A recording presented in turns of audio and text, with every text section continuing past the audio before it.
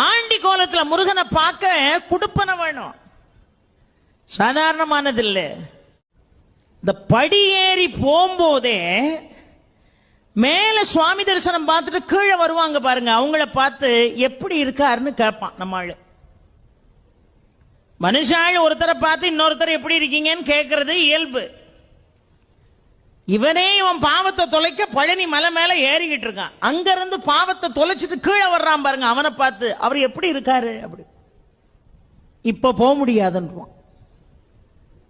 என்னமா அவர் ஆண்டி கோலத்தில் இருக்காராம், உன் கதை அவ்வளவுதான்மா.